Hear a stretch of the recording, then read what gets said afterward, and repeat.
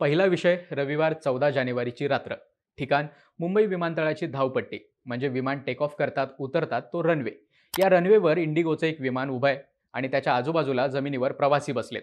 कुणी खातंय, कुणी मोबाईलमध्ये बघतंय. तर दुसरा विषय इंडिगोच्याच दिल्लीवरून गोव्याला जाणाऱ्या फ्लाईटमधला.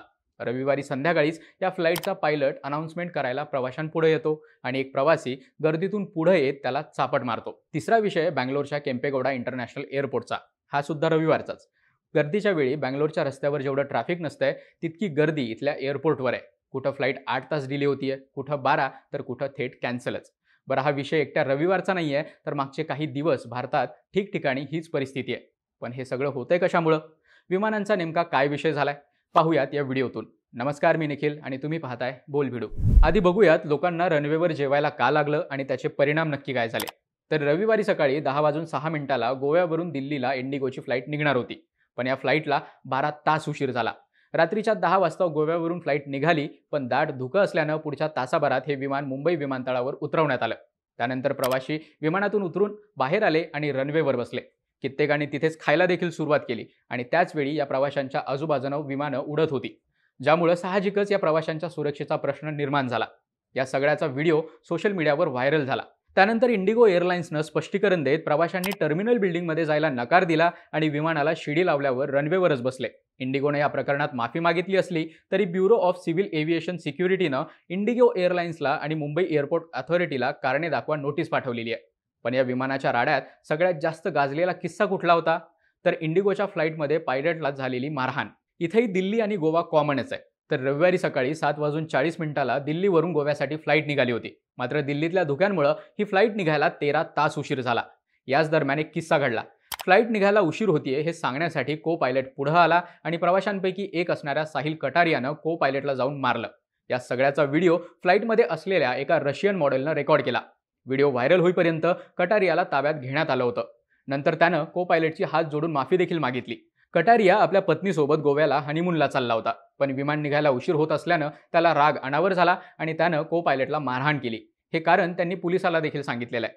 मात्र हे सगळं रेकॉर्ड करणाऱ्या रशियन मॉडेलनं इंस्टाग्रामवर एक व्हिडिओ शेअर करत सगळा घटनाक्रम सांगितला. तिच्या म्हणण्यानुसार फ्लाईट सकाळी 7:40 निघणार होती, पण आम्ही एअरपोर्टवर पोहोचल्यावर आम्हाला फ्लाईटला 2 तास उशीर होईल असं सांगण्यात आलं.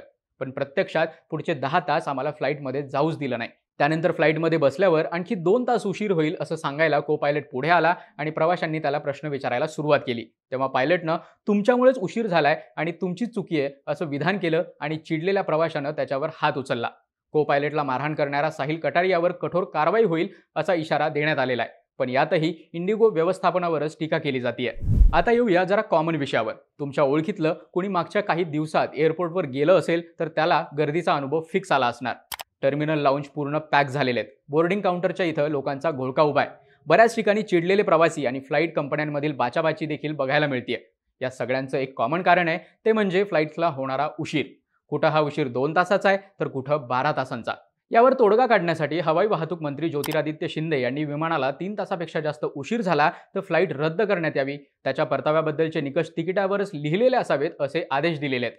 या सगळ्यात झाले काय, तर एकट्या दिल्ली विमानतळावरून मागच्या 2 दिवसात जवळपास 600हून जास्त फ्लाईट्स उशिरा निघालेल्या आहेत, तर जवळपास 100 फ्लाईट्स कॅन्सल झालेल्या आहेत.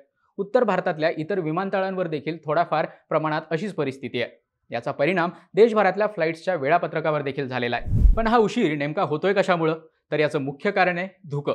दिल्ली आणि परिसरात पसरलेल्या दाट धुक्यांमुळं दृश्यमानता कमी झाल्यानं दिल्ली विमानतळावरून विमान उशिरा उड्डाण करतायत. दुसऱ्या बाजूला दिल्लीत जाणारी विमानं दिल्लीतल्या वातावरणामुळे उशिरा निघतायत आणि या सगळ्यांचा फटका सगळ्याच विमानांच्या वेळापत्रकाला बसतोय. पण फक्त धुकं हेच एक कारण आहे का? तर नाही. दिल्ली विमानतळाबद्दल बोलायचं झालं तर इथे लो व्हिजिबिलिटी वेळी लँडिंगला मदत करतील अशा ज्या धावपट्ट्या दिल्ली विमानतळावर आहेत त्यापैकी एक धावपट्टी सध्या मेंटेनन्सचं काम सुरू आहे. त्यामुळे आधीच गोंधळाची परिस्थिती असताना एक धावपट्टी कमी पडत असल्यानं दिल्ली विमानतळाला सुविधांची कमतरता जाणवतीये. त्यात एकाच विमानतळावर विमानांची गर्दी असल्यानं तिथं नियोजित लँडिंग देखील होत नाहीये आणि गोंधळात आणखीनच भर पडतीये. त्याचं उदाहरण सांगायचं तर मुंबई विमानतळाला धुक्याचा फटका बसत नसला तरी देखील नियोजनात येणाऱ्या अडथळ्यांमुळे इथून 362 फ्लाईट्स उशिरा निघालेल्या आहेत आणि 30 फ्लाईट्स कॅन्सल देखील झालेल्या आहेत. पण प्रवाशांमुळे गोंधळ वाढतोय हे सुद्धा नाकारून चालणार नाहीये. फ्लाईटमध्ये चढल्यावर फ्लाईटला उशीर होणार हे लक्षात आल्यानंतर लोक फ्लाईटमध्येच बसून न राहता खाली उतरायची मागणी करतायत. पण विमानात चढणं आणि उतरणं हे एसटीत बसून उतरण्यासारखं सोपं नसतं. एकदा काय बोर्डिंग पास, चेकिंग, लगेज ठेवणं या गोष्टी झाल्यानंतर पुन्हा प्रवाशांना बाहेर सोडणं अवघड ठरतं आणि गोंधळात भर पडतीये. प्रवाशाला विमानातून खाली उतरायचं असेल तर त्यासाठी विमानतळाच्या सुरक्षेकडून मंजुरी आवश्यक असते. कारण विमानात बोर्डिंग पूर्ण केल्यानंतर प्रवाशांचं सामान आधीच विमानात भरलेलं असतं. प्रवाशांना उतरून ते टर्मिनलवर थांबू शकतील यासाठी त्यांना विमानतळाच्या सुरक्षेतून जावं लागतं आणि एअरलाईनद्वारे त्यांना पुन्हा चेक इन करावं लागतं.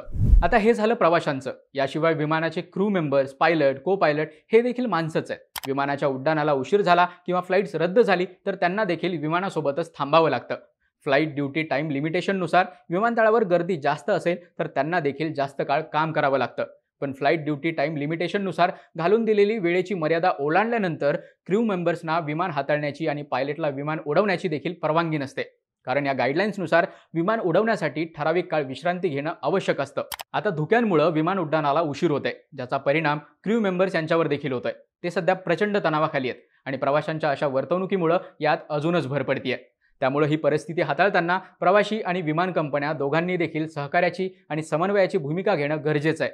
विमानाला उशीर होणार असेल तर प्रवाशांना घरून निघण्याच्या आधीच विमान कंपन्यांनी तसं सांगितलं पाहिजे, जेणेकरून विमानतळावर येऊन गर्दी करणार नाहीत.